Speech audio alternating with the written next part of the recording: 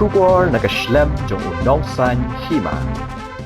Umintri rangba kejela Konrad sangma habe kren beginong tho khubor kala singi ulei thu bagajing punjulor jong slap agini khliat singi kala kata shibo ni gipat ba nong song shnong ulei thu bagajing le jung u chenong ba Delhi ulei kundu umintri korbari man panje arab khnang ban ai shi lanot ki ulei sha kata ulei thu ru baya ka boarding lala ban punpoi ki katu kan ni jaka nrei habe de begilinti gi singkin kandang Shimpor Namar ki donbun ki benta Kiba ke Surok kalau Shah Rong no Konrad ulong ba kapor bulali Delhi lopan kai phot ni kitnat ba pher halor ke jing Shah kta bat kitnat ki lapha e jing khe jing dia ba mulu mala na ke jing julor bat dagani la pentep showmentry korbari. When we had faced the floods and I had made a visit around that same time to Delhi, I had met the Honorable Home Minister and I had requested him for help. He had further said that to get a true assessment, let us have a joint team from the center and the state and let us ensure we assess the entire situation. So the process is on, and of course flood situation, the rains have reduced. We have seen the levels go down. We have seen restoration of power to a large extent being made in most parts, but the road connectivity is still a major issue. And I've seen, as I said earlier, you are all aware that I've visited these locations. I've not been able to go only to the Siju to Rongara Mohishkola area, which I'm told is the worst affected. And it's completely cut off from both sides again.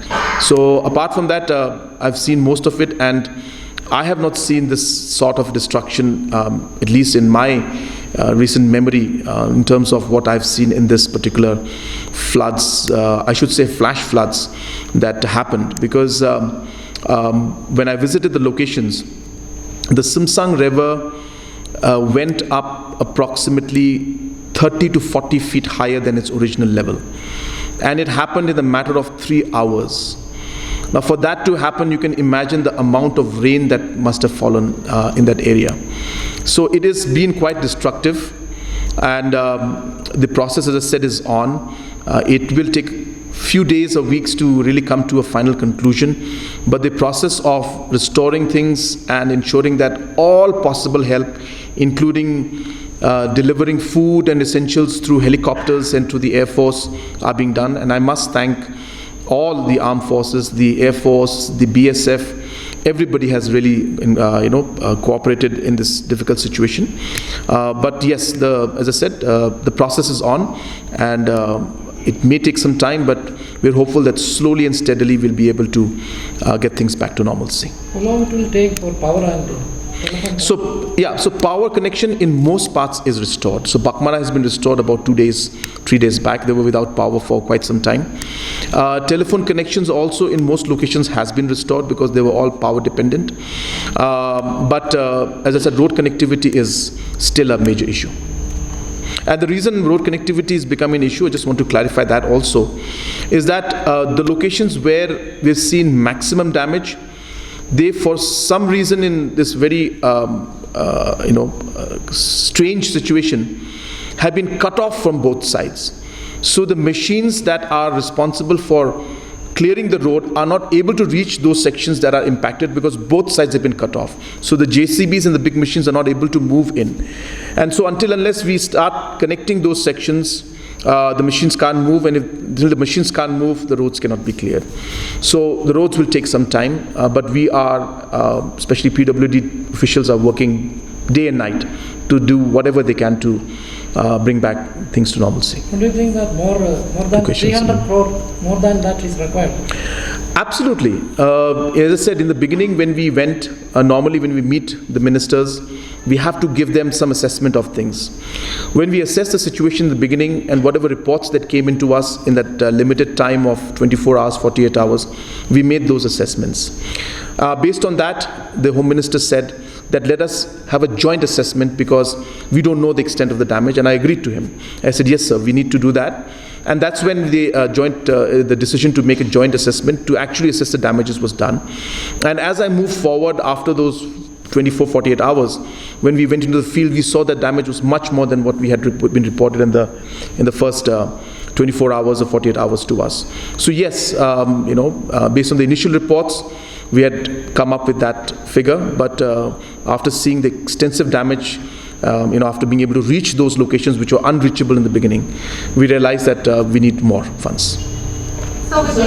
So initially, when I had decided to meet the Honorable Home Minister, I decided that I must go with him with a preliminary report and also estimate of what we thought the damages were.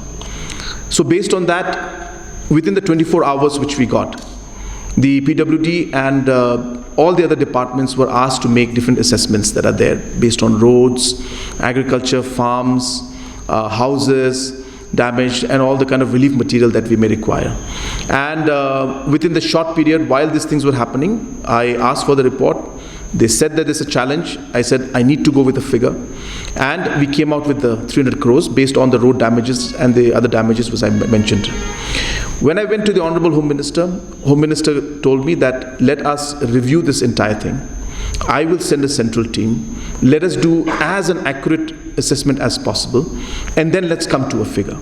I agreed to that, and I was happy that he suggested that. And based on that, obviously, he asked me also to make a trip and see the assessment myself. And central team also should make assessment. When I went to the field, and as I said, I don't want to go into the details of all of that again.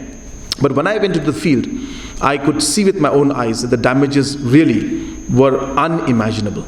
And if you see some parts of Siju, you won't believe that it's a road. It's like got rocks, like as if the whole room is filled up with rocks. There's no road, you cannot see anymore. It's just piles of rocks and big boulders in the middle of the road, and you're struggling to figure out where the road is.